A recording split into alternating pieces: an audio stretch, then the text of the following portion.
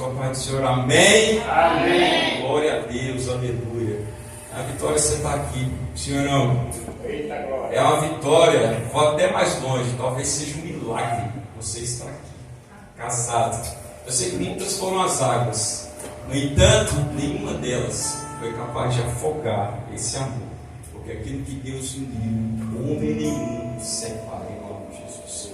Aquele que nos chamou e começou a boa obra em nossas vidas, Ele é fiel e Ele garante que a gente vai chegar até o fim, porque nenhuma arma forjada contra as nossas vidas, nosso matrimônio, nosso casamento, nosso ministério, nossos filhos prevalecerão, em nome de Jesus. Amém? Muito feliz por vocês, muito feliz por esse momento, por essa oportunidade que o Senhor nos deu. Eu peço que vocês fiquem à vontade, em nome de Jesus. Tem um cafezinho ali.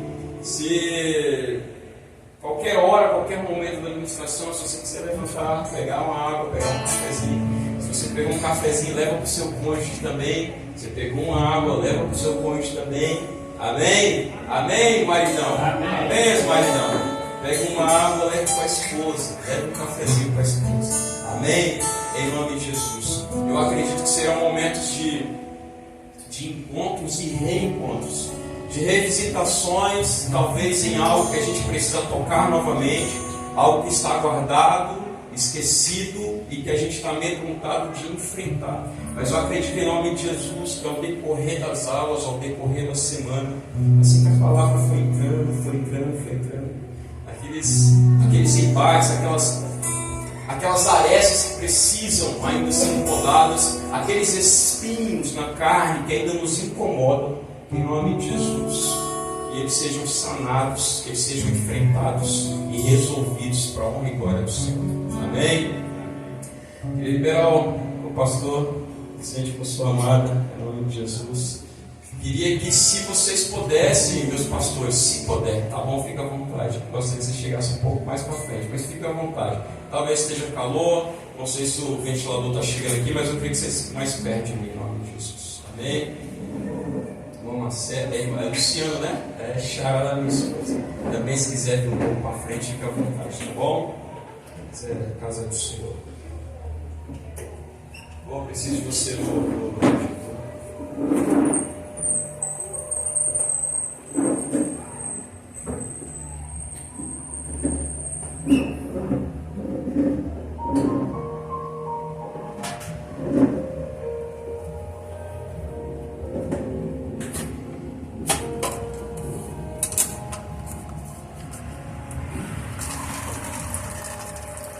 Eu queria que você abrisse no texto áureo do casamento, mas ele é um ponto de partida, é um trilho, a gente vai caminhar por ele. No entanto, eu não vou usá-lo na ilustração de hoje, tá? É uma palavra de abertura, em nome de Jesus, para a gente rememorar a respeito do casamento, biblicamente falando. Amém? Abra sua Bíblia em Gênesis capítulo 2, versículo 18. Aleluia.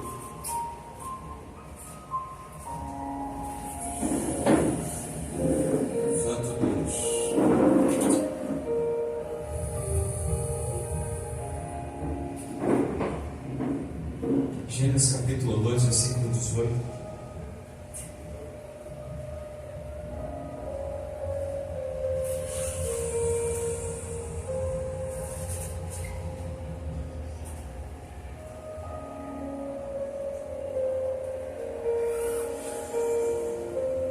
Amém? Acredito que todos estão com Bíblia. Se não tiver, já está na projeção. Amém?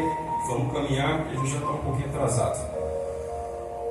Gênesis capítulo 2, versículo 18. E a gente vai até o 24. Disse o Senhor Deus: não é bom que o homem esteja só. Farei para ele uma ajudadora que lhe corresponda. Havendo, pois, o Senhor Deus formado da terra todos os animais do campo e todas as aves do céu, trouxe-os ao homem para ver como lhe chamaria. E o nome que o homem deu a todo ser vivente, esse foi o seu nome. Assim, o homem deu nome a todos os animais domésticos, às aves dos céus e a todos os animais do campo. Mas, para o homem, não se achava uma ajudadora que lhe correspondesse. Então o Senhor Deus fez cair um sono pesado sobre o homem, e este adormeceu. Então tomou o Senhor Deus uma das suas costelas e fechou a carne em seu lugar. Então da costela que o Senhor Deus tomou do homem, formou a mulher e a trouxe ao homem. Disse o homem: esta é agora osso dos meus ossos e carne da minha carne. Ela será chamada mulher, pois do homem foi tomada. Portanto, deixará o homem a seu pai e a sua mãe, se unirá à sua mulher, e serão os dois uma só carne. Amém?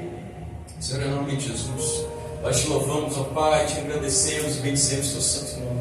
Obrigado, Deus, pelo privilégio de estarmos aqui, ó Pai, em comunhão, em paz, em santidade, Senhor. Aprendendo sobre o matrimônio, Pai. Aprendendo, Senhor, do céu, ó Pai, aquilo que foi criado no céu e que só o céu pode ensinar. Deus amado, em nome de Jesus, que o Senhor nos tome em tuas mãos. Prepara o terreno dos nossos corações, ó Pai. E todas as sementes lançadas aqui, Deus, encontrem um solo fértil, Pai, em nome de Jesus. Uma terra frutífera, Pai, em nome de Jesus Cristo, Pai. Que ao seu tempo produzirá o seu fruto e fruto que permaneça, Pai, em nome de Jesus. Teu Santo Espírito, ó Pai, és bem-vindo neste lugar, Senhor. Espírito do poder, da revelação, da intrepidez, da inteligência, esteja sobre as nossas vidas. Que haja compreensão de todas as palavras, de todas as verdades, sentenças liberadas aqui neste lugar. Que o Senhor, Pai, em nome de Jesus, repouse sobre nós, sobre a nossa casa, sobre a nossa família, sobre o nosso matrimônio e o nosso ministério, Pai, sobre o nosso coração, Deus. Assim oramos, ó Pai, te pedimos em nome de Jesus. Se você crê, diga amém e aplauda ao Senhor em nome de Jesus. Aleluia! Quem está dormindo vai acordar agora, em nome de Jesus. Amém? Então, 3 coisas importantes para falar para vocês antes da gente entrar na palavra. Primeira delas, guardem bem isso. Deus não transforma casamento. Amém? Vocês entenderam? Deus não transforma casamento. Deus transforma pessoas. São pessoas transformadas que transformam os seus casamentos. Vocês estão entendendo? Não jogue para Deus uma responsabilidade que é sua, como marido e como esposa. O casamento é seu.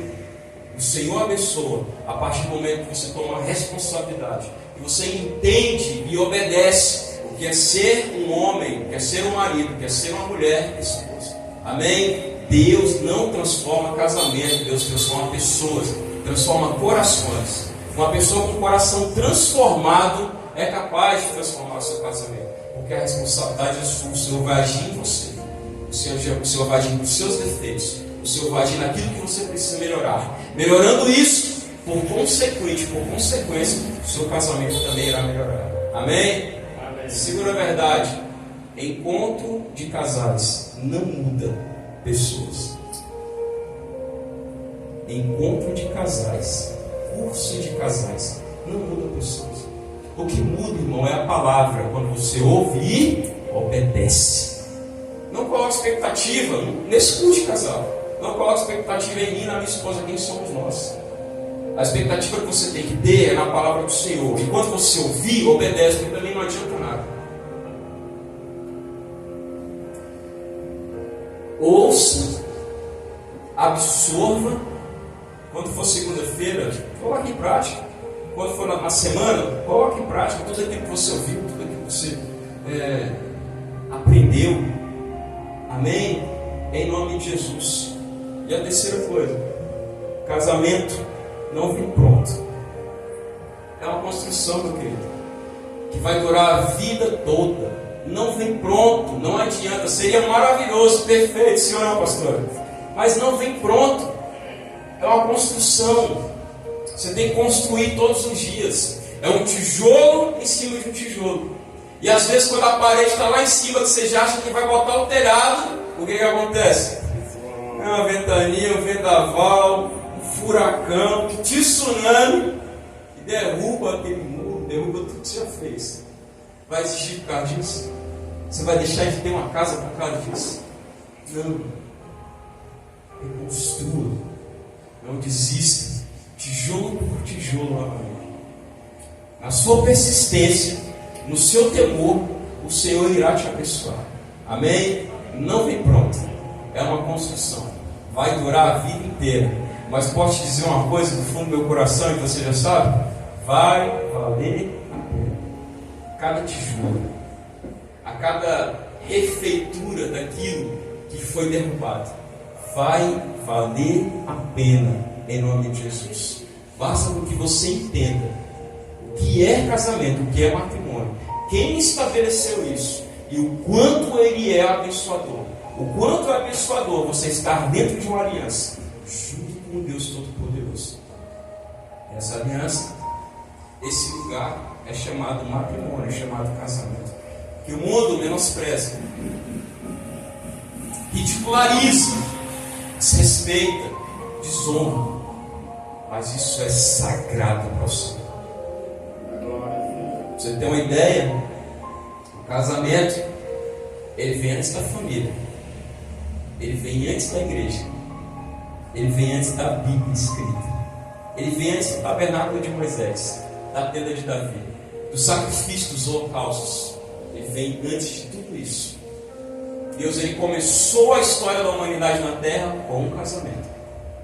Não é bom que o homem esteja só. Far-lhe-ei uma ajudadora que lhe seja idônea. E por essa causa, deixará o homem pai e mãe, se unirá a sua mulher, e ambos serão o quê? Uma só carne. Está estabelecido o casamento. Quem foi que estabeleceu? Deus. O Senhor. A ideia nasceu no coração de quem? Do Senhor. Então, a psicologia, ela pode ensinar sobre casamento. A psiquiatria pode ensinar sobre casamento. Alguém que fez um curso de sexologia pode ensinar sobre casamento? Não, irmão. Quem ensina sobre casamento é a palavra de Deus, o próprio Senhor. O psicólogo ele até pode falar sobre casamento e ensinar sobre casamento, desde que ele use a palavra como fundamento e a psicologia como um adereço, como um adjunto. E assim todas as outras matérias, estudos, filosofias e ciência. Por que eu estou falando isso? Isso não é uma palestra motivacional. Isso aqui é um curso para casais. Padrão Bíblia. Aqui a gente vai expor a Bíblia, fazer exposição bíblica a respeito dos textos, para que você aprenda o que é casamento do padrão Bíblia. Porque casamento padrão mundo você já conhece, sim ou não? Você conhece. Casamento padrão mundo você conhece. E talvez muitas vezes o que está errado na sua vida, que não foi consertado, ainda é um resquício desse casamento padrão mundo, que às vezes a gente insiste em viver. Agora, quando você aprende e vive um casamento padrão Bíblia, acabou, irmão. Satanás nunca mais te engana, Satanás nunca mais te furta, Satanás nunca mais te rouba. O que a gente vai fazer aqui, nesses 50 minutos que nos restam, é expor a Bíblia falando a respeito de casamento. Amém? Você está disposto? Eita glória. Padrão Bíblia, a gente vai abrir a Bíblia e a gente vai ver na Bíblia o que o Senhor tem para nos ensinar a respeito de casamento. Amém? Em nome de Jesus. Nossa primeira aula é colocando Deus em primeiro lugar. A segunda aula a gente vai tratar da felicidade, seja feliz com o seu cônjuge. A terceira aula a gente vai falar sobre finanças e a quarta aula a gente vai falar sobre sexualidade. Queria falar sobre filhos, mas não dá tempo porque eu quero fechar isso num mês só. Mas eu prometo que no fechamento, dia 30, quando a gente fizer o culto para casais, eu falo um pouquinho a respeito de filiação, paternidade também, em nome de Jesus. Amém? Mas hoje é colocar Deus em primeiro lugar. Então por isso, abre aí sua Bíblia em Marcos capítulo 12, versículo 28. E ó, não é proibido dar glória não é proibido dar aleluia, amém? É um curso, mas o Senhor é o mesmo e Ele é merecedor de toda a honra e toda a glória, em nome de Jesus. Marcos capítulo 12, versículo 28.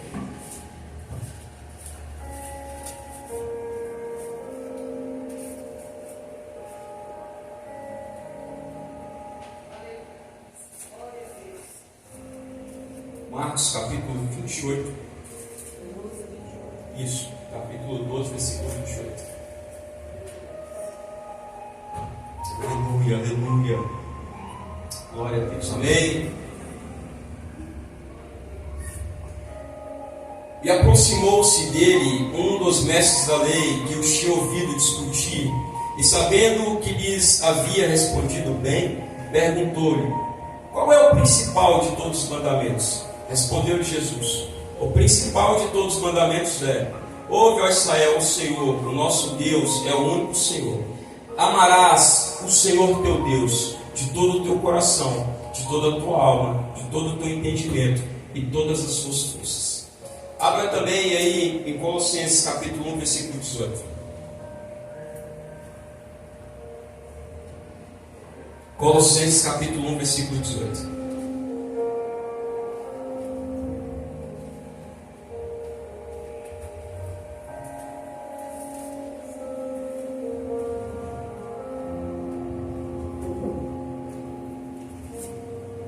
Efésios, Filipenses, Colossenses, capítulo 1, versículo 18.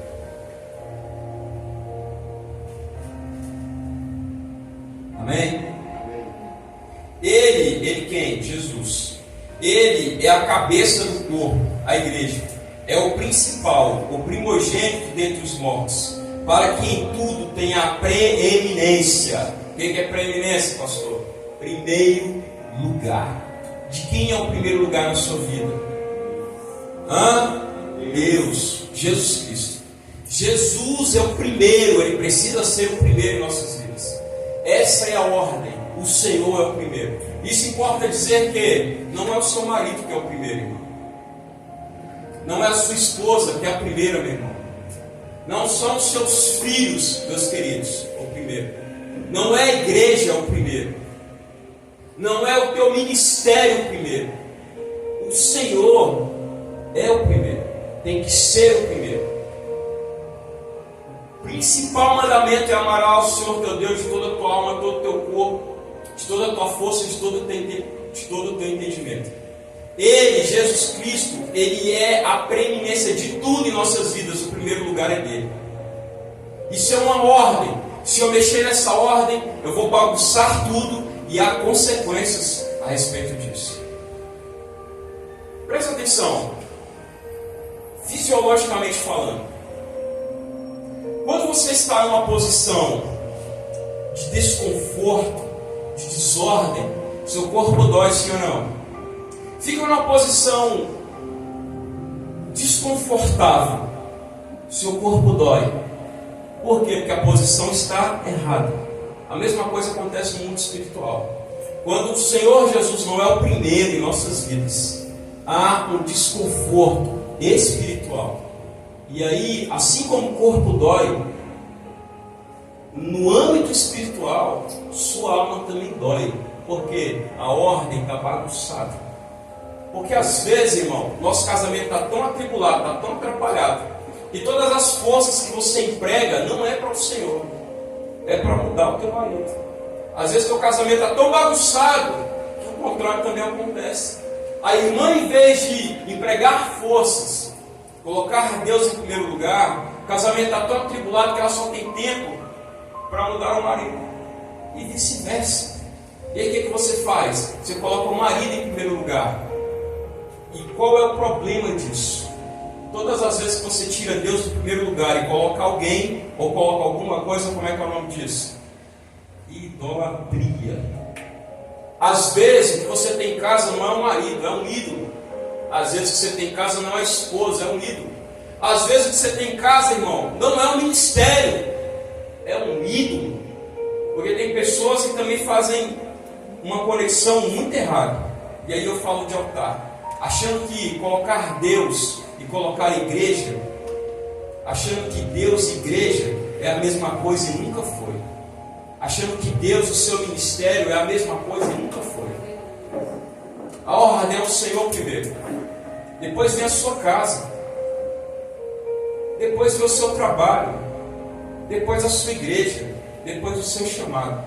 É óbvio, é só ler Timóteo, é só ler Tito. O conselho que o apóstolo Paulo dá aos seus filhos na fé. Rapaz, se tu não consegue cuidar da tua própria casa, se tu não é autoridade na tua própria casa, o que tu está fazendo na igreja? Primeiro vem a casa, irmão. A casa é o nosso principal altar. A relação minha com a minha esposa, ela é fundamental para que todos os outros meus relacionamentos sejam felizes. Mas antes disso, a primeira relação de bem-estar que a gente tem que ter é com o nosso Deus. É Ele que vai garantir que a relação com o teu cônjuge seja bem sucedida, que a relação com os teus filhos seja bem sucedida. Quando alguém trai a esposa, é porque já traiu Deus primeiro. Quando você tem um problema no teu casamento com o teu cônjuge, é porque você tem um problema com Deus primeiro. Nossa saúde sentimental, emocional, dentro do matrimônio, ela está intimamente, intrinsecamente dentro do nosso relacionamento com Deus. O nosso erro, desespero, desalento, infelicidade aqui nesse âmbito horizontal é porque no âmbito vertical já está comprometido. Quando você não se dá bem com a sua esposa, irmão, com o seu marido, pode ter certeza, alguma coisa nessa linha aqui, ó, entre você e Deus está errado, precisa ser mudado. Você não ama a sua esposa a partir de você. Você não ama o seu cônjuge a partir de você. Você ama a partir de Deus. Esse amor que você precisa para o seu cônjuge, você não vai achar nele, você não vai achar nela. Você vai achar no Senhor, porque as pessoas elas são falíveis. As pessoas elas têm defeito. As pessoas às vezes são feias, falam coisas ruins, se comportam mal, nos deixa para baixo, falam coisas que nos fazem sentir um nada. Isso mais dói de quem? De quem mais você gostaria que te desse apoio. Às vezes esse apoio não vem. Às vezes essa palavra de conforto não vem. Às vezes esse eu te amo não vem. Eu não posso criar expectativa na minha esposa, eu crio no Senhor. Porque ela é falível, mas Ele é infalível. Ela é sujeita a defeito, mas o Senhor não tem defeito algum. Se o que eu procuro na minha esposa eu encontrar primeiro em Deus, e você vai achar, eu vou aprender a amá-la mesmo com os defeitos dela. O marido vai aprender a amar a esposa com os defeitos. E a esposa vai aprender a amar o marido com os defeitos. Por quê? Porque já aprendeu que se eu aprender a me relacionar com o Senhor e buscar em Deus aquilo que falta no meu casamento, eu vou viver bem com o meu cônjuge, mesmo faltando. Mesmo não sendo aquela pessoa ideal, porque casamento perfeito ele não existe, isso é uma utopia. Casamento perfeito é entre Cristo e a igreja. Agora, entre marido e mulher, tem choro, tem desalento, tem abandono, tem tristeza, tem um dia que não vai.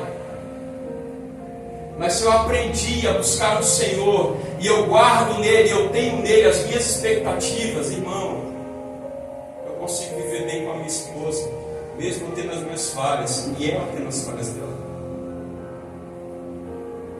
Talvez o perdão que você precisa liberar, você não vai achar nela. Você acha em Deus, já estou aprendendo. Você acha no Senhor. Porque às vezes você olha para ele, para ela, não merece perdão. Foi muito grave o que foi feito. Humanamente falando, às vezes é difícil você perdoar determinada conduta que fizeram contigo. Agora, se você tem relacionamento com Deus, você tem um coração livre para perdoar. E por causa do relacionamento com Deus, você libera o perdão para aquela pessoa. Por causa do relacionamento que você tem com Deus, você aprende a amar o seu cônjuge. Você aprende a ser feliz com ele. Qual é o problema? Eu não tenho relacionamento com Deus no nível que eu precisaria ter. Aí eu quero que a minha esposa, quero que o meu cônjuge, ele seja perfeito dentro da minha ótica, dentro daquilo que eu acho que é correto. Uma pessoa sem defeitos, sem limitações, dentro daquilo que eu acho que é correto. As nossas expectativas têm que estar no Senhor, irmão. No Senhor. E aí a gente vai aprendendo a viver com os defeitos, com as limitações dos nossos cônjuges. Se eu estiver em paz com o Senhor, você pode ter certeza que eu estarei em paz com a minha esposa. Agora, se daqui para lá há algum problema, irmão, daqui para cá, pode ter certeza que haverá também. Relacionamento é complicado em todos os níveis. Marido e mulher, então, não é diferente. Talvez seja o maior nível de desafio é o matrimônio.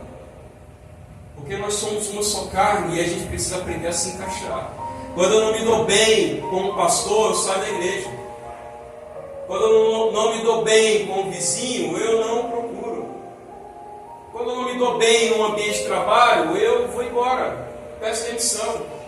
Mas quando eu não me dou bem com o meu cônjuge, eu posso ir embora? Não.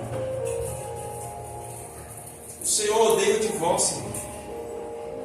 Só há duas, biblicamente falando, só há dois, a Bíblia só endossa duas situações para divórcio: imoralidade sexual e viuvez. Que não é nem divórcio, né? Mateus capítulo 19, você vai ver isso. Agora, porque não se dá bem, porque não tem compatibilidade, porque faltou amor, porque não tem dinheiro, porque quando casou era uma pessoa, agora virou outra, isso não é justificativo. Eu preciso perseverar, perseverar, perseverar, perseverar. Aí as coisas vão sendo colocadas no lugar. Quando as coisas estiverem difíceis, casamento, obviamente, não bata de frente com o teu marido, não bata de frente com o teu cônjuge, não. Melhora a tua relação com Deus, coloca Deus em primeiro lugar.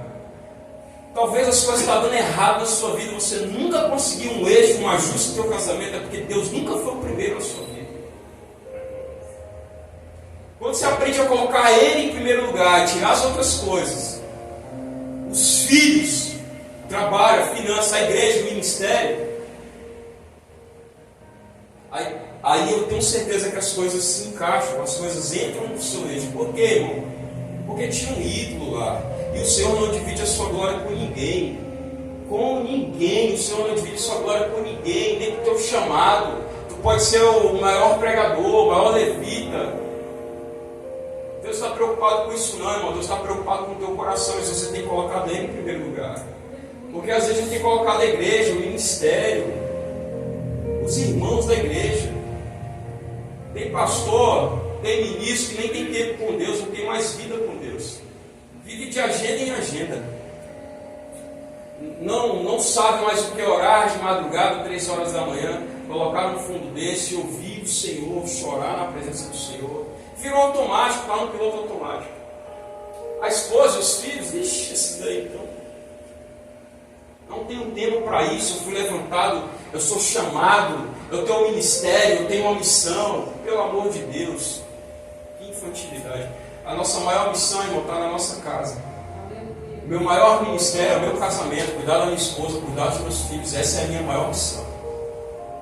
Eu amo vocês, eu amo servir o Senhor, eu amo essas portas abertas, eu amo estar em comunhão. Mas eu nunca trocaria o bem-estar com a minha esposa, com os meus filhos, a paz do meu lar, por uma igreja grandiosa, cheia, com vários membros. Nunca. A minha esposa, os meus filhos, vão estar sempre em primeiro lugar, depois do Senhor. Amém? Amém. Quando você quebra uma aliança aqui com o teu cônjuge, um acordo com o teu cônjuge, é porque você já quebrou com Deus. Quando alguém trai o seu cônjuge aqui na terra, você já traiu Deus. Perceba que primeiro tem um problema daqui para lá. Porque se estiver bem daqui para lá, irmão, se você tiver fidelidade nesse fluxo, homem, Deus, se você for fiel nisso aqui, você é fiel à tua esposa, você é fiel ao teu marido. Se você honrar Daqui para lá você honra o teu cônjuge, você honra o teu filho, o teu pastor, a tua casa, aquilo que o Senhor te deu. Se você for leal com Deus, você será leal com a esposa, com os filhos. Se você tiver cuidado, temor, discernimento com as coisas do Senhor, você terá também com as coisas da terra. Primeiro é o Senhor. O que a gente precisa, o amor que a gente precisa, a paz que a gente precisa, o perdão, a sabedoria, o discernimento, a paz, a felicidade não está no casamento, está em Deus. E aí, quando você alcança essas coisas em Deus, reverbera no casamento, vocês estão entendendo? Agora, infeliz do homem e da mulher que procura a felicidade no casamento. Não há, se não tiver em Deus primeiro. Não há paz, não há alegria, não há felicidade. No casamento, essas coisas estão em Deus. Quando você alcança essas coisas em Deus, você vive tudo isso no seu casamento. O problema é que a gente quer achar no cônjuge essas coisas, irmão, e não acha. Isso é de quem não aprendeu a palavra. Isso é de quem não tem intimidade com Deus. Por que não está certo? É porque a gente fica insistindo em buscar a felicidade no outro e não vai vir. A nossa felicidade está no Senhor. Aí quando eu estou feliz com Ele, quando eu estou acertado com Ele, quando está tudo bem com Ele, está tudo bem aqui também. Está tudo em Deus. Está tudo no Senhor. Foi Ele que idealizou isso, foi Ele que sonhou, foi Ele que estabeleceu. Então as chaves, as respostas estão em Deus. Quando eu acesso isso, irmão, trago para dentro do casamento, aí sim eu vivo a paz. Aí sim eu vivo a alegria. Aí sim eu vivo a felicidade. Tanto é verdade que por que os casamentos acabam? Dentro da igreja e fora da igreja? É porque as pessoas procuram essa felicidade, essa paz na pessoa, no casamento. E aí fica inventando moda. Você mora para lá, eu moro para cá. A gente é casado, mas a casa é diferente. A gente é casado, mas o quarto é diferente. A gente é casado, mas não tem problema se você tiver uma amiga, um amigo mais íntimo. Para que a relação fique desprendida, para que a gente tenha uma relação mais moderna. Inventando esse tipo de coisa porque não tem relacionamento com Deus, não tem uma vida com Deus. Ele fica inventando subterfúgio de Satanás para que tenha sucesso, felicidade e alegria no casamento. E não tem, está no Senhor. Quer ser feliz no casamento? Quer ser realizado no casamento? Melhora o teu relacionamento com Deus. Quer paz no teu casamento? Busca essa paz em Deus. Precisa de perdão? Busca esse perdão em Deus. Precisa de alegria no teu casamento, de amor, busque em Deus. O cristianismo é a única religião onde professa o seu Deus como sendo amor. Está lá em Tiago, Tiago fala isso. Deus é amor. A fonte do amor é o Senhor. Se está faltando amor, irmão, que não é um sentimento, nunca foi. Amor é uma decisão, é uma escolha. Busque na fonte do amor, que é o Senhor. Aí o desavisado vai fazer o quê? Buscar amor no marido. Vai buscar amor na esposa. E não vai achar, irmão. Porque não buscou na fonte. A fonte do amor não está no casamento, não está na esposa, está no Senhor.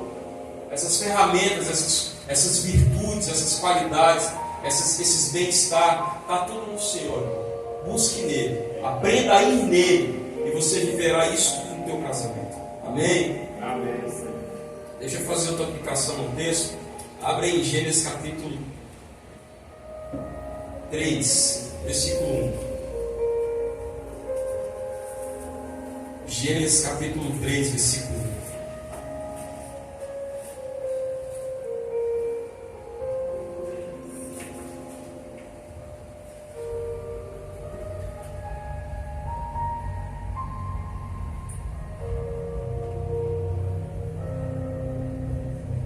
vai ler um pouquinho, tá bom? É do 1 ao 13. Gênesis capítulo 3, do 1 ao 13. Amém? Ora, a serpente era o mais astuto de todos os animais do campo que o Senhor Deus tinha feito. Esta disse à mulher: é assim que Deus disse: não comereis de toda árvore do jardim?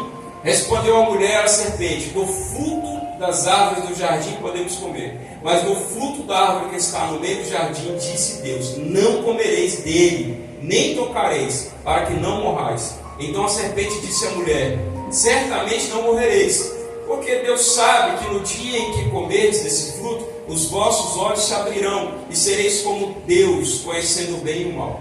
Vendo a mulher que aquela árvore era boa para se comer e agradável aos olhos, desejável para dar entendimento, tomou do seu fruto e comeu, e deu também ao seu marido que estava com ele e comeu, com ela e comeu.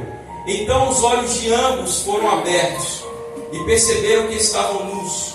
Juntaram-se folhas de figueira e cobriram-se. Então, ouvindo a voz do Senhor Deus, que lhe passeava no jardim pela viração do dia, o homem e a sua mulher esconderam-se da presença do Senhor Deus entre as árvores do jardim. Chamou, porém, o Senhor Deus, o homem, e lhe perguntou: onde estás? Ele respondeu: ouvi a tua voz no jardim e tive medo, porque estava nu e me escondi. Perguntou-lhe Deus: quem te mostrou que estava nu? Comestes da árvore que te ordenei que não comestes?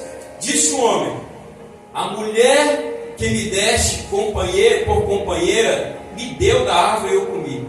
Então disse o Senhor Deus à mulher: que é isso que fizeste? Respondeu a mulher: a serpente me enganou e eu comi. Presta atenção aqui. Estava tendo um problema aqui no casamento, sim ou não? Sim. Tanto é que teve um problema e o Senhor veio cobrar, e aí chamou o homem, que é a responsabilidade, que é o cabeça, que é o sacerdote, que é o profeta, que é o provedor, que é o responsável pela casa. E aí ele falou: quem te falou que tu está nu? Tu comeu da árvore que eu falei que não era para tu comer? Tu comeu daquele fruto que eu falei que não era para tu comer? O que ele respondeu? Foi aquela mulher que tu me deu, foi ela que me deu para eu comer e eu comi. Imagina a cara de Eva, olhando o Adão falando isso para Deus. Mas que cafajeste, que covarde. Na hora que eu dei a fruta para ele comer, ele comeu e comeu com gosto. Agora está voltando a comer. Parou aí? Não. O Senhor cobrou também de quem? De Eva. Então foi a mulher que te deu para comer? O que foi que tu fizeste, mulher? Aí o que a Eva fez? Foi a serpente. Ela me ludibriou, ficou conversando aqui comigo. A conversa estava boa, a fofoca estava boa. Ela falou que se eu comesse não ia dar nada. Falou que eu sou mentiroso. E eu fui e comi. Tinha um problema aqui no casamento, sim ou não? Tinha. O homem estava botando a culpa na mulher, a mulher estava botando a culpa na serpente. Aí acabou o abraço, acabou o carinho, acabou o avivamento. Porque tinha um problema ali no casamento. Perceba uma coisa, tinha um problema aqui na horizontal, homem e mulher, sim ou não? Sim. Mas de onde surgiu o problema? Qual foi a origem? Entre o homem e Deus. Primeiro houve uma desobediência daqui para lá, uma quebra de aliança daqui para lá, uma falta de temor daqui para lá, uma falta de obediência daqui para lá. Porque houve essa quebra de aliança entre homem e Deus, houve também entre homem e mulher. Vocês estão entendendo que a felicidade do casamento, ela está intimamente ligada ao meu relacionamento com o Senhor E por que é importante eu colocar Deus em primeiro lugar? Vai adiantar eu consertar entre Adão e Eva, se eu não consertar assim, Adão e Eva não consertar com Deus primeiro? Nunca será resolvido, nunca será solucionado. E é esse o maior problema dos casais. Porque fica tentando consertar uma aliança aqui na terra, enquanto a aliança de terra e céu está quebrada, está rompida. Conserta a aliança entre céu e terra. Conserta a aliança daqui para lá. Sabe o que Adão deveria ter feito? O mínimo, pedido perdão, reconhecido o seu erro, reconhecido a sua falha, tomado a responsabilidade. Mas o que ele fez? Jogou para a mulher. E a mulher, em vez de ter assumido a sua culpa, a sua responsabilidade, jogou para quem? Para a serpente. O melhor lugar para esconder os seus defeitos eram os defeitos do outro. O melhor lugar para esconder a sua falta de responsabilidade é na irresponsabilidade dos outros. Ele escondeu a falha dele em Eva. E Eva escondeu a falha dela na serpente. Quando ambos, marido e mulher, deveriam ter pedido perdão para Deus. Deus, realmente, a gente errou, a gente pecou, a gente deu ouvido, faltou temor, faltou sabedoria, faltou obediência. Mas Senhor, nos perdoa, nos perdoa. Traz de volta o espírito voluntário e a alegria da salvação. Ter feito como Davi, irmão, ter se rasgado. O problema não é pecar. Pecadores nós já somos concebidos em pecado. O problema é quando eu insisto no erro, no pecado, não reconheço, não assumo a minha falha, a minha responsabilidade com Deus para consertar aquilo que é problema aqui entre mim e a minha esposa. Houve um problema entre Adão e Deus, entre Eva e Deus. A aliança que eles tinham com o Senhor foi quebrada. E por isso houve um problema no casamento deles. Meus queridos irmãos, em nome de Jesus, não procure a solução do problema do seu casamento. No seu casamento você não vai achar. Você não vai achar. Você vai se frustrar, você vai perder tempo. A gente não muda ninguém. Eu não mudo a minha esposa. Quem é que convence do pecado, da justiça e do juízo? Quem é? O Espírito Santo. E eu vos mandarei o Consolador. Ele vos convencerá do pecado, da justiça e do juízo. Ele vos convencerá. Ele é o Espírito do convencimento. Uma pessoa só muda, só é transformada através do Espírito Santo, que muda as pessoas. Agora eu não posso mudar a minha esposa, eu não consigo, por mais que eu queira. Ela jamais irá conseguir mudar. E nós mudamos, sim. Às vezes para melhor e às vezes para pior. Quando a gente casa, quando estamos namorando, noivos, é lindo, irmão. É uma maravilha. Por quê? Eu escondo meus defeitos. É, não é, Luciano? É, irmão. Estou paquerando, estou apaixonado. Tu acha que eu vou revelar meus defeitos? Não revelo, eu escondo. Por quê? Porque eu estou na fase da conquista. Eu quero conquistar o boizinho, irmão.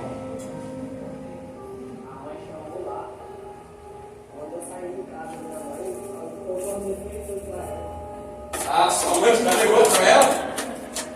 Deus fala, irmão. Ou pela mãe, ou pelo pai. Deus fala. Isso. Isso mesmo. Eu acho que os defeitos é tipo quando a mulher faz uma maquiagem, esconde tudo. Quando tira, começa a aparecer. É claro. Primeiro encontro. A mulher está querendo conquistar o boy. Rapaz, ela vai toda rebocada. Não foi o que eu falei. O mano falou. Vai passar na oficina, vai fazer aquela lanternagem, pintura e vai chegar linda. Óbvio. Mas com o decorrer do tempo, quando os filhos vêm, quando as contas vêm, quando os defeitos começam a florescer, a aflorar, a aparecer. Meu Deus, cadê aquela mulher maravilhosa que eu namorava? Cadê aquele homem, aquele príncipe, educado, gentil, cavalheiro? Agora ele está mais cavalo do que um cavalo mesmo. Porque quando casou era um príncipe montado no cavalo. Antes de casar, era um príncipe montado no cavalo. Depois que casou, o príncipe foi embora e ficou só quem? Um cavalo. Mas é pior, ficou só um jumento, cabeção. Turrão, brigão, indelicado, não para ouvir, não para escutar, não abraça, não leva para jantar. Ó, tem um ali que já pegou. Mas isso é para a próxima aula. Deixa isso aqui para a próxima aula para ele não fugir daqui. Amém? A gente está falando ainda de base, de colocar Deus como o primeiro, de achar as respostas que a gente procura em Deus. É em Deus, não é no teu marido, não é na tua esposa, não é no casamento. Você não vai achar isso no casamento, você vai achar no Senhor. Amém? Coloca aí Salmo 127, meu amor, capítulo 1, versículo 2.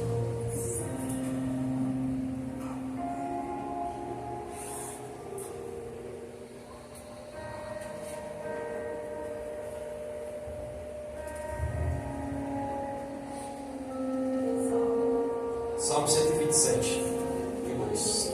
Salmo 127, versículo 2.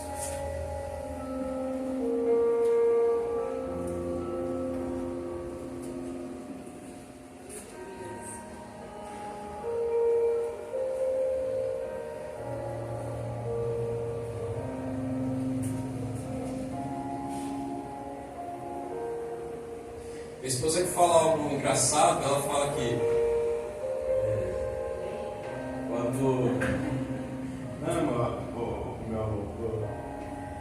dessa vez eu falava, é bênção isso. Porque às vezes eu esculacho com ela. Quando a gente casou, eu era crente. Já era crente. Menino bom, santo. Gostava do forró. Católica, apostólica, romana. Daquela que vai para a igreja e come a hóstia, depois sai, pro forrozinho.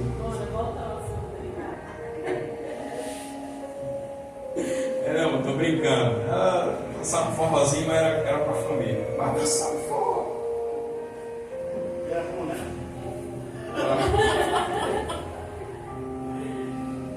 Aí ela fala que a mulher, quando casa, ela espera que o homem mude. Não, é meio menina, é meio bobo, é infantil, tem uma besteira. Mas a gente vai casar e vai amadurecer e vai virar um homem. É isso que acontece? Não. Fica pior, fica mais menino ainda. Nem jogar videogame, mas o menino cresce, aí joga videogame pro menino e tem uma meninice. Não muda, o homem não muda. Não muda. Eu vou ser menino, né? Aí o homem não quer que a mulher mude. Ele quer sempre aquela namorada doce, que se arrumava toda, que era perfumada, cheirosa, que falava baixinho, que era calma, que era doce, que fazia carinho. Eu quero casar com essa mulher, porque ela nunca vai mudar, ela vai ser sempre desse jeito. 3 anos de casamento, levanta com os cabelos assim, já sai brigando, e é uma agonia, e briga com o marido, briga com o menino, e é pra lá e pra cá, irmão, uma tribulação que, pelo amor de Deus. A mulher muda para pior. Muda para pior. Brincadeira, irmão, vem? Brincadeira. Isso depende muito do seu relacionamento com Deus, já falei, depende muito. Se não tiver, muda e muda para pior mesmo. A gente vai ver.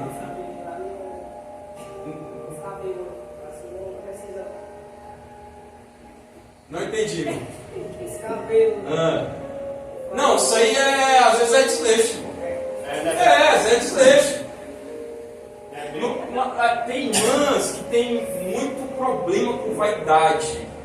Não, isso é vaidade. batom e tal, brinco, isso é chamativo, isso é vaidade. Você tem que ter a mulher tem que ter um linear entre o que é vaidade e o que é desleixo, descuidado. A mulher precisa estar bonitinha, cuidadinha, cabelo. Tem um texto em Provérbios que fala que o leito da meretriz, da prostituta, ele é forrado de pétalas de flores, enquanto o leito da santa é de qualquer jeito. O que isso quer dizer? É que muitas vezes, eu não estou endossando, não estou otorgando, não estou autorizando, não estou concordando com aqueles que buscam em casa, aliás, na rua, aquilo que não tem em casa. Mas para pensar, a coisa não está bem para você, mulher, não. Parece que 12, eu não lembro mais os censos, mas parece que são 12 mulheres para cada um homem. Não, aumentou. Aumentou? Tá vendo? Piorou para vocês aí. Tá pior ainda. 16 na Jardim, então pronto. 16 mulheres para um homem. Então vocês já estão em desvantagem. Aí a mulher da rua, no leito, é cheia de pedras, cheia de rosa. É aquela mulher que anda bonita, que anda cheirosa, que se cuida. Enquanto a irmã, a crente, está toda bagunçada, toda desleixada. Não, minhas queridas, isso faz bem para você. Cuidado, você se olhar no espelho e você se sentir bem, isso enaltece a tua autoestima, te dá paz, te dá segurança, você precisa estar bem consigo mesmo. Amém? Uma coisa é vaidade, outra coisa é falta de cuidado, falta de zelo. Seja uma mulher bem cuidada. Amém? Em nome de Jesus. Mas pastor, eu estou bem cuidado, meu marido dente está caído, corta o cabelo, barriga. Vou me arrumar para ele não faz nada, não, irmão.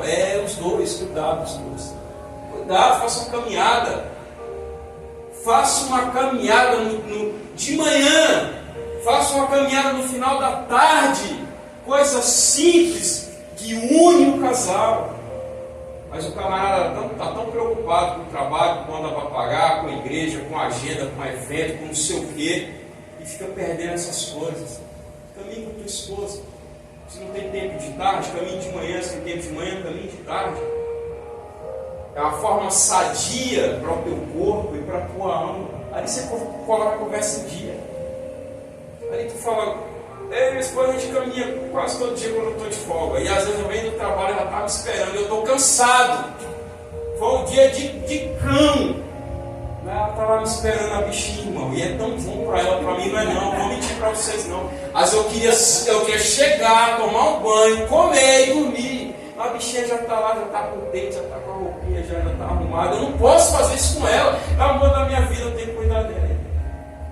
Aí ela vai, fica falando do trabalho, fica falando das coisas, e fala do trabalho, coisas que eu não entendo nada. Mas para ela é bom, ela desabafa. E é o cara que ela tem problema, é o cara lá que dá problema, e o problema é um serviço, eu não entendo nada, e fico esperando ela terminar a conversa, mas eu escuto, eu fico lá, fico ouvindo, porque eu sei que para ela é bom, isso faz bom, só tem eu para ela falar essas coisas.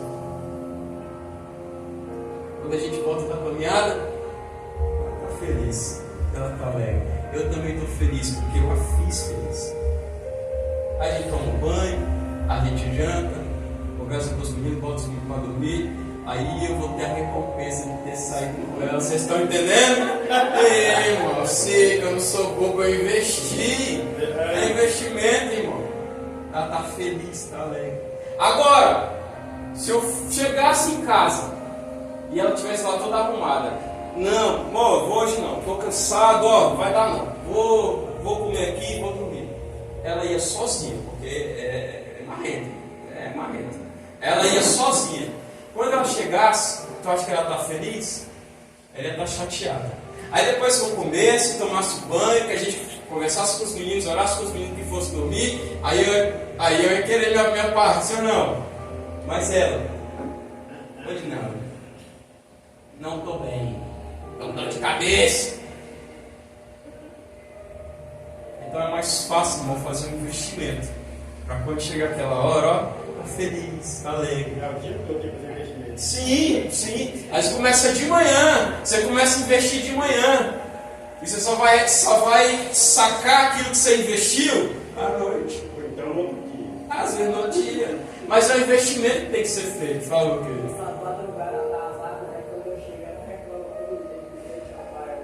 Ai. Nossa. Vamos ver isso, tá? Mas isso aí é na última aula. É sobre sexualidade. Amém? Deixa aí para a última aula. Salmo 127, capítulo 1, versículo 2. Se o Senhor não edificar a casa, em vão trabalhos que edificam. Se o Senhor não guardar a cidade, em vão vigia sentinela. Se o Senhor não for edificação na sua casa, se o Senhor não for a base da sua casa, em vão trabalham aqueles que a constroem.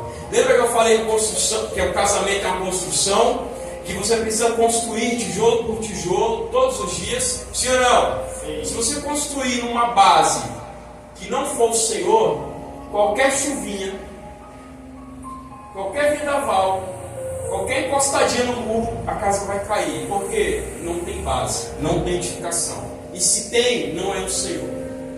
Quando que a casa não cai, irmão? Quando o casamento não acaba? Quando você persiste, mesmo quando está ruim, quando a base é o Senhor, a casa não cai. O problema é que muitas vezes a gente não dá atenção devida para a base. Às vezes a gente já pula a etapa, quer começar a casa do telhado. E a casa ela é começada por onde? Pela base. Às vezes a gente investe tempo em paredes bonitas, em pintura bonita, em um porcelanato, em uma luz, em móveis. A casa é linda, mas é uma casa de fachada. Basta um sopro e aquela casa desmorona. São pessoas que vivem de aparência, pastores que vivem de aparência, porque querem mostrar o que não vivem, pregam o que não vivem, não tem tempo para pregar aquilo que vive. Eu estou falando aqui que eu preciso amar a minha esposa, que eu preciso ter tempo com ela, eu preciso ter tempo com os meus filhos. Estou falando isso para vocês.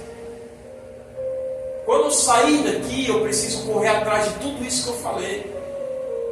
Tem pastores, tem ministros, colaboradores dentro da igreja, que estão tão afadigados, eles estão tão habitolados com a igreja, que eles não têm tempo de viver o que eles pregam. Isso é escandaloso, isso é preocupante, isso é doentio. Eu preciso ter tempo para pregar aquilo, para viver aquilo que eu prego. Eu preciso ter tempo. Eu preciso me organizar para eu viver aquilo que eu prego. Eu preciso correr atrás para viver tudo aquilo que eu prego. Senão eu sou um pregador, um pastor, um levita, um missionário de fachada. Eu vivo de aparência. Eu venho com um terno, uma gravata, uma Bíblia, a minha esposa com um vestido, e a gente dá paz do Senhor e ri.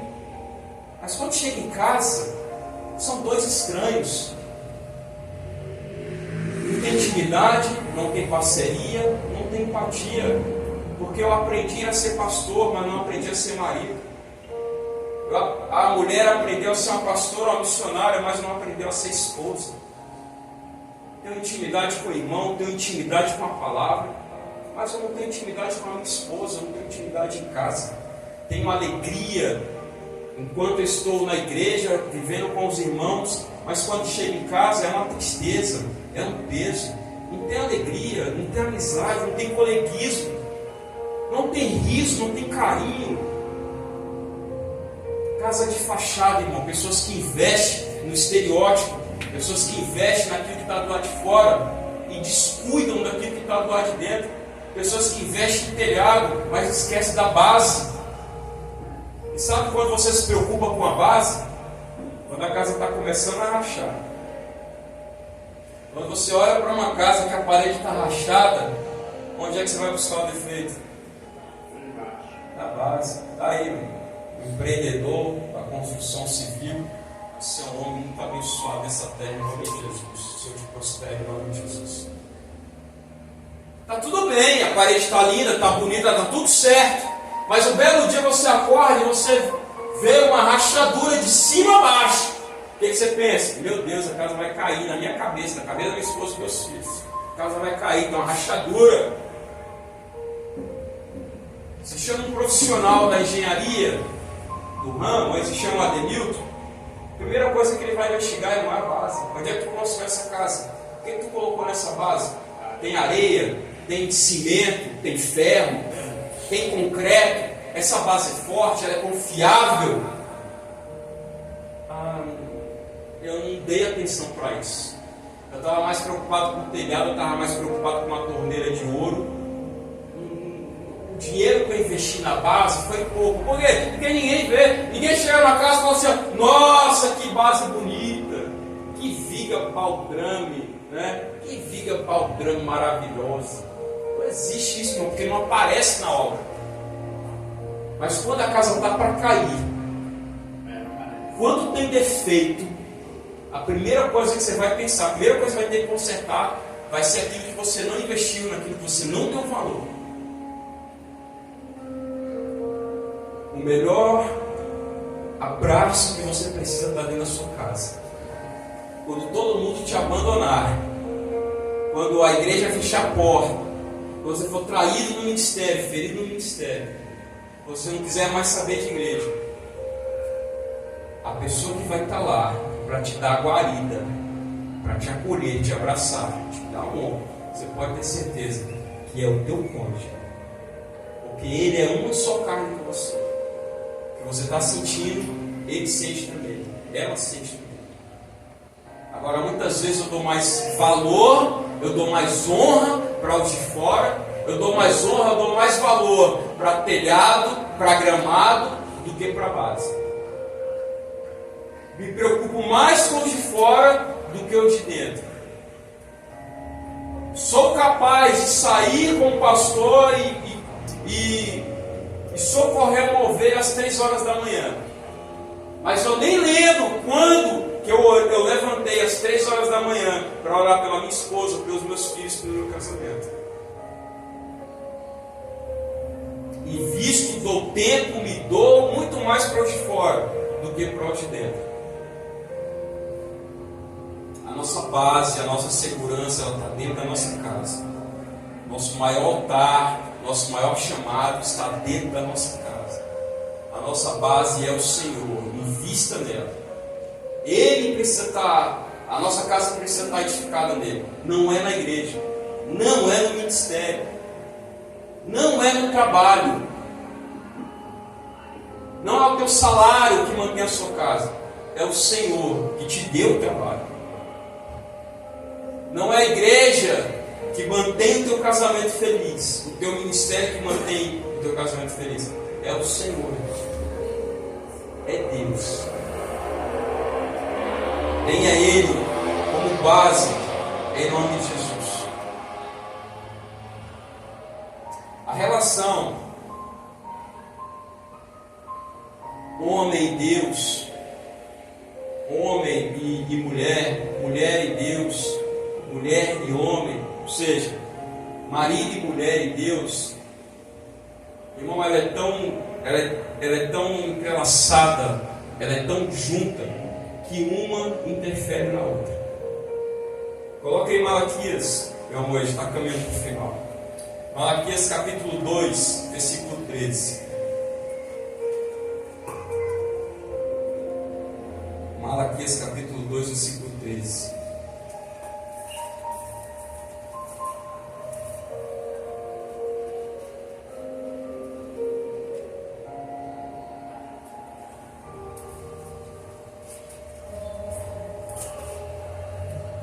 Aproveitando falar em Malaquias, te convido a você ler o livro de Malaquias todo.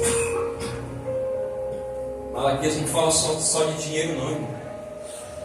A gente só sabe Malaquias, só conhece Malaquias pelo 3:10. Leia Malaquias, pelo amor de Deus, você que é riquíssimo. São 3 capítulos que fala demais, tem coisas preciosíssimas aqui, uma a gente vai falar. As duas. Malaquias capítulo 2, o capítulo 2, versículo 13 e o 14. Ainda fazeis isto: cobris o altar do Senhor de lágrimas, de choro, de gemido, de sorte que ele já não olha para a sua oferta, nem aceita com prazer a vossa mão. E perguntais por quê? Aí o profeta responde: porque o Senhor foi testemunha entre ti e a mulher da tua mocidade, com a qual tu foste desleal, sendo ela tua companheira e a mulher da tua aliança. Olha para cá. O profeta Malaquias foi levantado para falar contra o reino do sul, para falar contra o reino de Judá. Vocês já aprenderam isso aqui, o reino foi dividido após Salomão, reino do sul, reino do norte. Reino do norte, 10 tribos, capital Samaria, reino do norte. Reino do sul, 2 tribos, Judá e Benjamim, capital Jerusalém, também conhecida como Judá.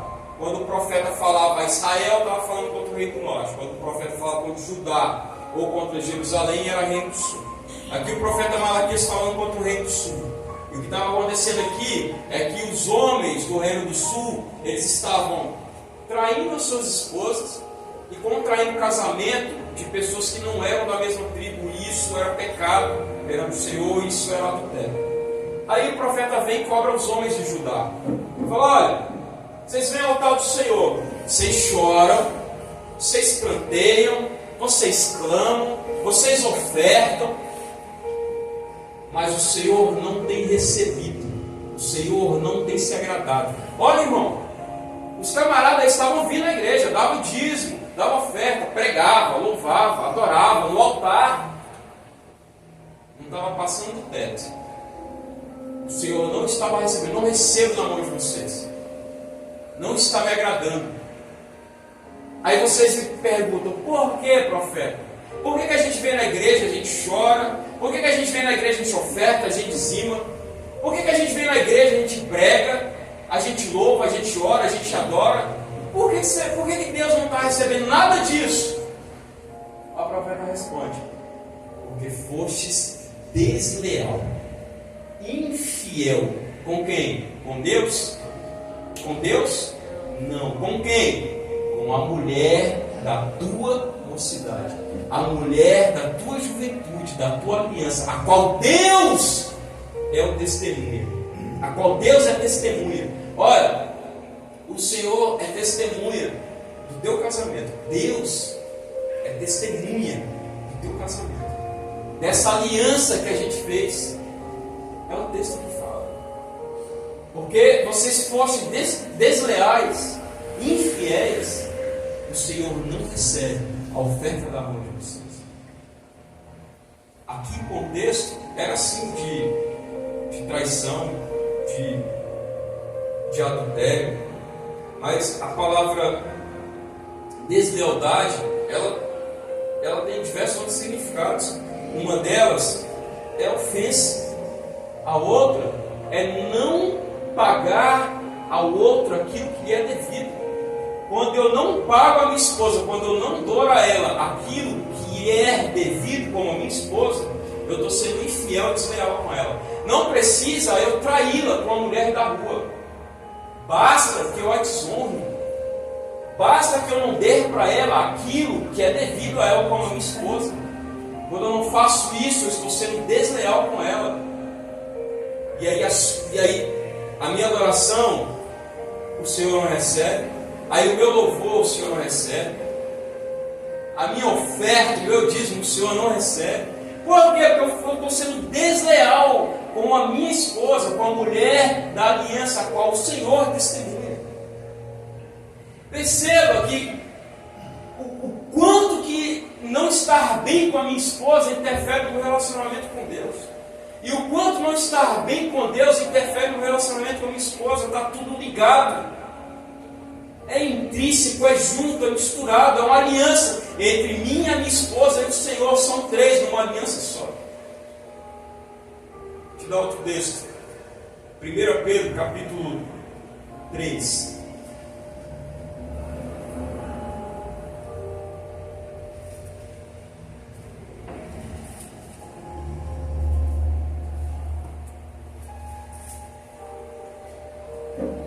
Tem aleluia aí?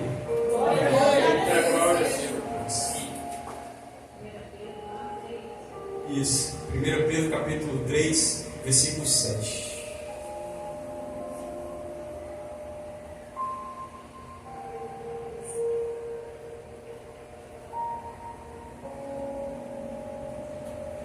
Puxaram aí? 1 Pedro capítulo 3, versículo 7. Igualmente vós, maridos, vigiai com elas. Elas quem? As esposas. Aliás, desculpa, vigiai não, vivei.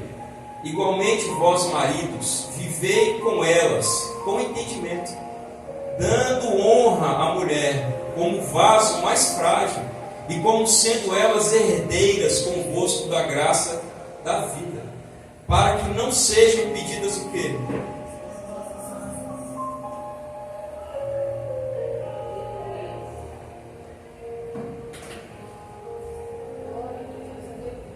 Trate, marido, trate a esposa com entendimento, com honra, entendendo que ela é um vaso mais frágil, entendendo que ela muda, que ela tem estações. Tem um dia que acorda bem, tem um dia que não acorda. Tem um dia que está manso, tem um dia que parece um boi bravo, dando coisa. Eu tenho que entender que a parte emocional dela é muito mais frágil. Tem um sentido figurado, uma alegoria, que fala que, eu vi até um post uma vez, a cabeça da mulher, assim, o cérebro aberto, um monte de fio bagunçado, encostando no curto-circuito, vai explodir. E a cabeça do homem, só 2 fios. Um que vai, um que vem só. Não se mistura, tá longe um do outro. A mulher, um monte de fio bagunçado, encosta, pegando fogo. Lembra que eu falei da questão da mulher mudar? Quando Deus deu um sonho para José, que José ia ser governador de Faraó, ele deu um sonho dizendo que 12 feixes se dobrariam perante um, eram os 12 irmãos, e que o sol se dobraria também perante ele, que a lua se dobraria também perante ele. Os 12 feixes eram os irmãos dele, os 11, eram os irmãos dele. A lua era a mãe, o sol era o pai. Deus pegou a lua e colocou como uma mulher, fazendo uma alegoria. Pegou o sol e colocou como um homem, fazendo uma alegoria. O sol é sólido. Ele nasce, ele se põe, ele é aquela mesma cor, é aquele mesmo formato, não muda, nunca ele muda. É sempre a mesma coisa. E a mulher muda, a lua muda. Tem dia que está cheio, tem dia que é minguante, tem dia que é quarto crescente. Eu tenho que entender isso como esposo. Tem dia, irmão, que ela é uma lua nova, bonita, quietinha, bacana. Tem dia que é uma lua cheia de ira, cheia de brava, cheia de atropelo. Eu tenho que entender isso, eu tenho que ver qual é o meu entendimento. Quando a primeira vez que eu saí com a minha esposa, que a gente foi almoçar, eu perguntei o que ela queria tomar. Ela falou, suco de manga. É minha fruta predileta. Eu já deixo eu falar, pastor Salvador. É minha fruta predileta, suco de manga. E aí o bestão aqui fez o quê? Anotou lá no certo, suco de manga.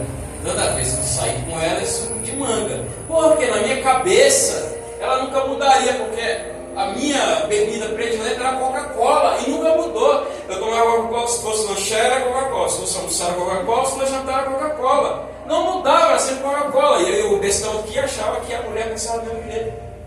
Na segunda vez que a gente foi sair, aí eu já me adiantei, já pedi pro moço trazer suco de manga. Ela, não, manga não. Traz de laranja. Eu falei, Arthur, tu não gosta de suco de manga? Não é teu suco preto. Não, hoje eu quero suco de laranja. E é assim todos os dias, irmão. Eu tenho que acordar e eu tenho que saber se hoje ela está para suco de manga ou se é de laranja. Ou se não é para porcaria de sucrilho. Por quê? Porque a cabeça dela tem um monte de fio. Muito simples.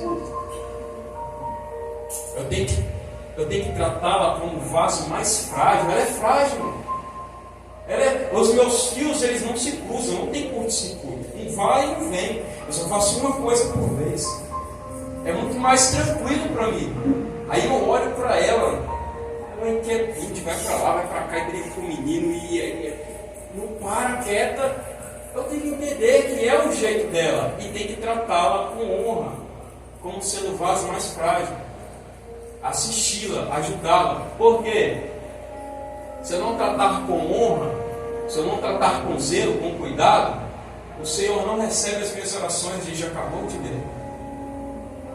Tratando a sua esposa como vaso mais frágil, para que as suas orações não sejam interrompidas. Se eu não trato a minha esposa, irmão, como vaso mais frágil, não adianta eu ficar orando. É por isso que as coisas não dão certo na minha vida. Eu não tenho um emprego decente, meu ministério não deslancha. Eu sinto que eu tenho potencial, mas uma coisa está travada, uma coisa não vai. Por quê, irmão? Porque Deus não está recebendo a minha oração. Deus não está se agradando com o meu tratar com a minha esposa, com a mulher da minha santidade, a qual eu tenho uma aliança com ela, com ele, que ele é testemunho. Que ele é testemunha disso. Então eu preciso tratar a minha esposa com honradez, cuidando, como parte mais frágil. Ela precisa achar em mim um abrigo, ela precisa achar em mim uma guarida, um porto seguro. Aí sim, o que eu pedir para o Senhor vai ser obedecido, vai ser atendido. Em nome de Jesus, guardando e cuidando daquilo que é a minha metade. Amém?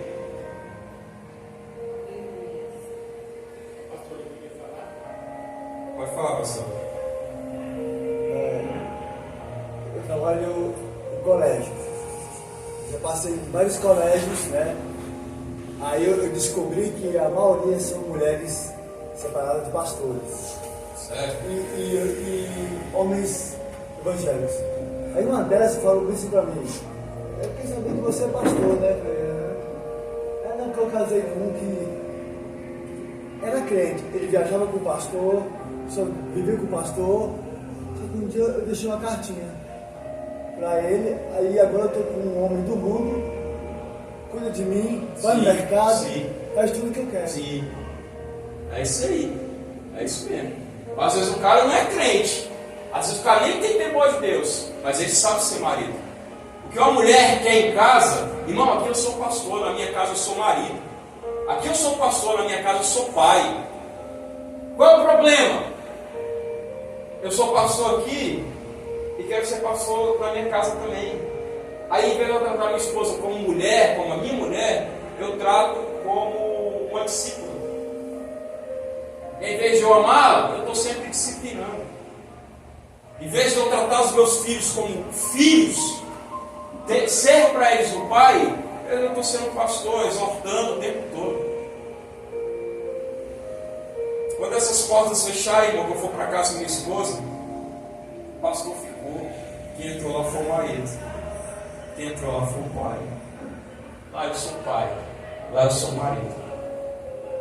O problema é que as pessoas não sabem dividir isso. Aí a mulher, às vezes, não acha um homem de Deus, mas acha uma pessoa que cuida dela, que se importa, que ama, que zela, que cuida.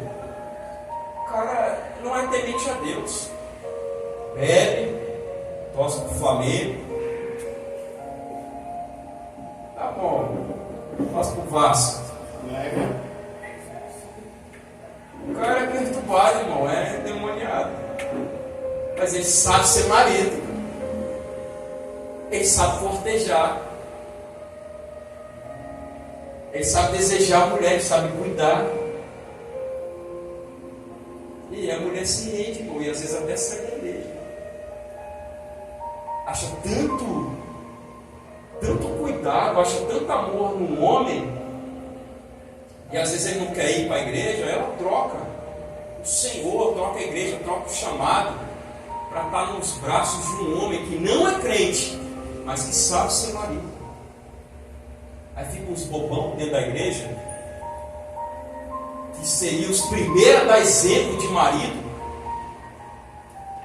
e que não dão, são excelentes pastores, mas péssimos maridos. Pregam muito bem aquilo que não sabe viver nada, aquilo que não vive.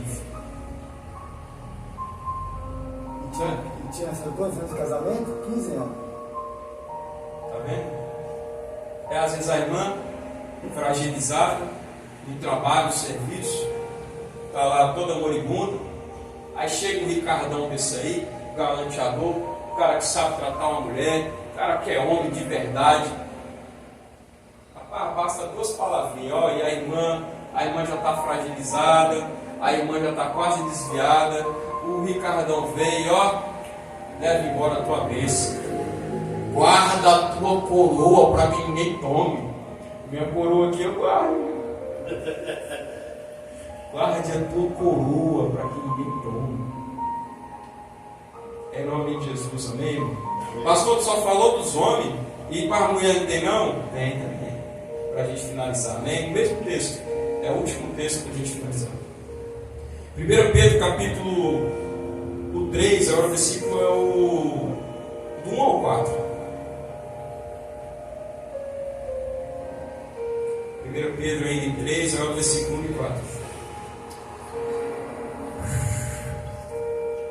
Está bem? Semelhantemente vós, irmãos, semelhantemente, igualmente, a quê? Aí você tem que ler o contexto, tem que pegar lá do 18 ao 25. Aí você vai ver aqui o apóstolo Pedro falando de Jesus, as afrontas que ele recebeu e como que ele lidou com isso.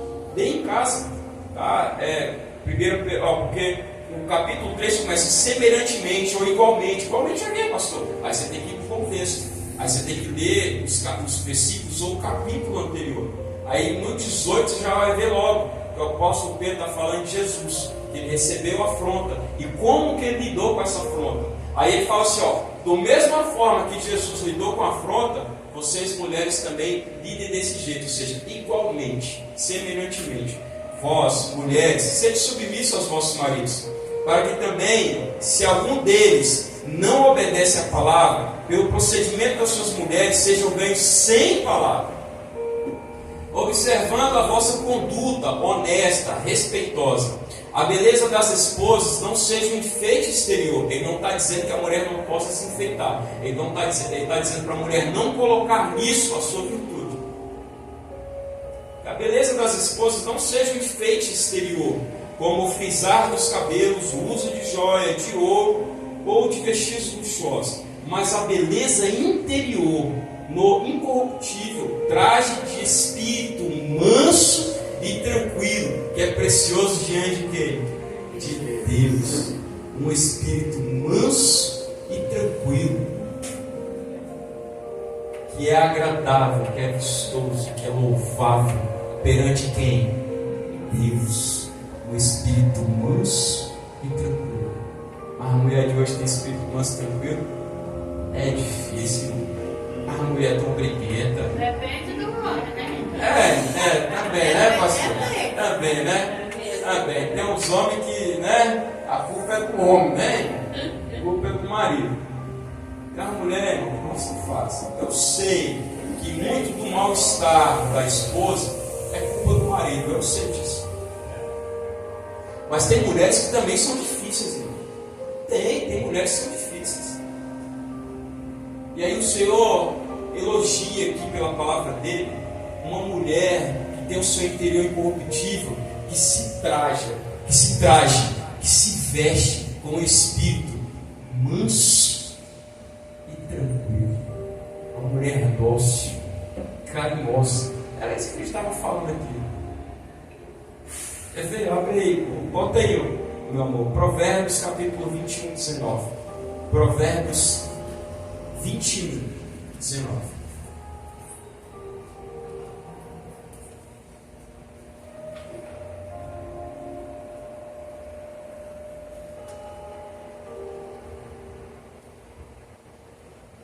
É melhor morar numa terra deserta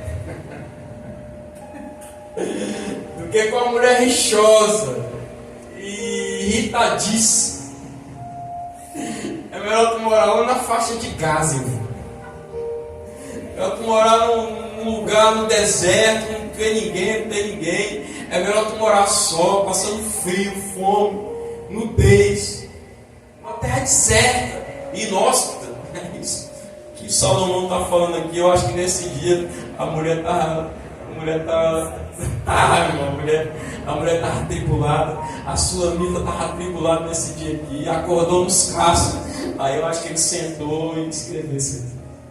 Melhor morar numa terra deserta do que morar com uma mulher rixosa, brinquenta. Para finalizar o último aí, bota aí Provérbios, para acabar com as irmãs agora. Provérbios capítulo 27 e o versículo 15. Provérbios 17, 15. Aliás, 27, 15. Gotejar contínuo em dia de grande chuva. Sabe quando está chovendo? Tem aquela goteira chata.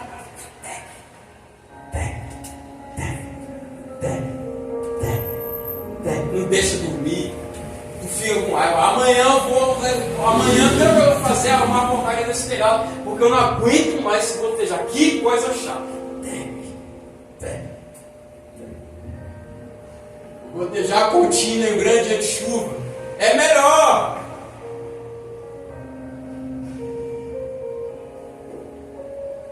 E a mulher, grande dia de chuva é porque a minha versão é diferente. O gotejar contínuo e grande dia de chuva é a versão melhor. E a mulher contenciosa, uma e outra são semelhantes. A minha versão é diferente. Deixa eu botar aqui que é a minha melhor. Tu abriu aí? Tu abriu?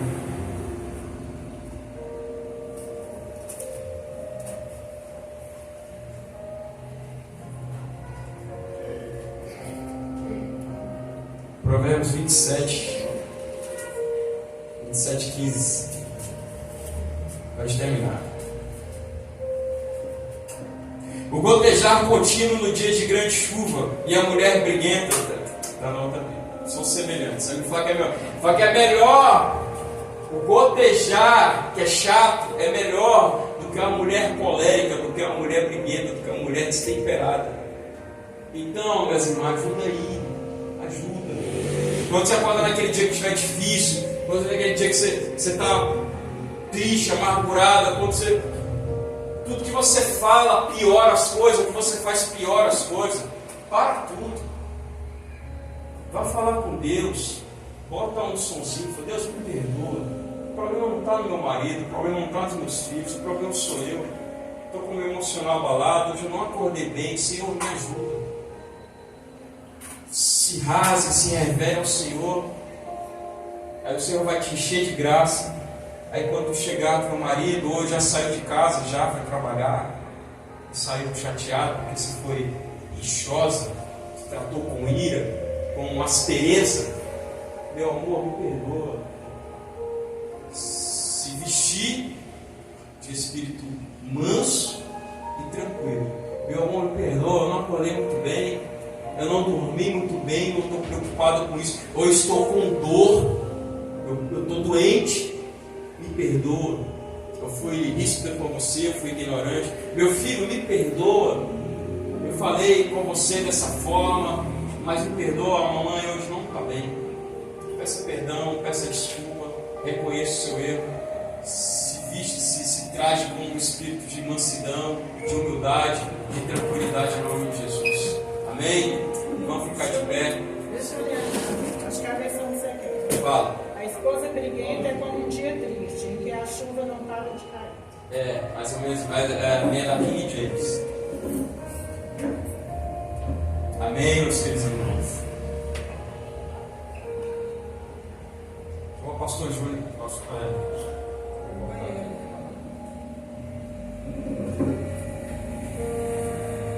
não precisa abrir. Vou fechar com esse texto. Não precisa abrir. Mateus capítulo 6, versículo 33. Buscai em primeiro lugar o reino de Deus e a sua justiça, e as demais coisas serão acrescentadas. Quer felicidade no teu casamento, prosperidade no teu casamento, saúde no teu casamento, paz, alegria, tudo isso o Senhor tem para a sua vida, para o seu matrimônio. Mas você não vai achar isso do seu cônjuge. Essas coisas estão em Deus.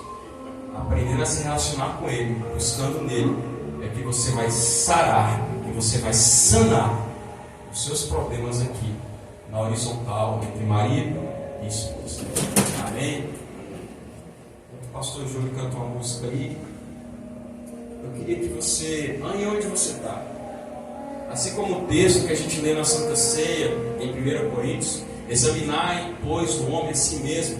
Que você se examine agora, fazendo uma introspecção, olhando para dentro de si, não para dentro do seu cônjuge, para dentro de si.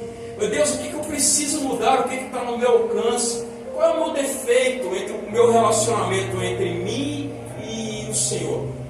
O que eu preciso mudar para mudar o contexto da minha história, da minha casa, para eu voltar a ser feliz, para eu ter a minha esposa como eu tinha quando nós namorávamos, para eu ter o meu marido como eu tinha quando nós namorávamos, para que nem igreja, nem ministério, nem trabalho, nem problemas atrapalhem o nosso relacionamento, o nosso amor. Olhe para dentro de você, reconheça as suas falhas, peça perdão para Deus, depois você peça perdão para o seu cônjuge, seu marido, e os dois caminhando, reconhecendo os seus erros, suas falhas, melhorando a cada dia no Senhor, porque as veredas do justo, o caminho do justo é como o sol da aurora, vem raiando, raiando, raiando, até se tornar dia perfeito. É uma construção em nome de Jesus.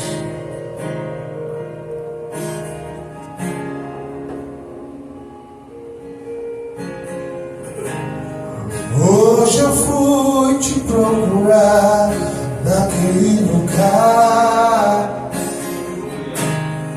onde você me chamava de pai. Esperei com tudo o que me pediu, mas você não foi. E onde você está? Já não ouço mais a sua voz, já não tem mais tempo para vir aqui. Tá tão ocupado com as suas coisas, esqueceu de mim. Mas se precisar um ombro pra chorar, ainda vou estar naquele lugar onde você buscar.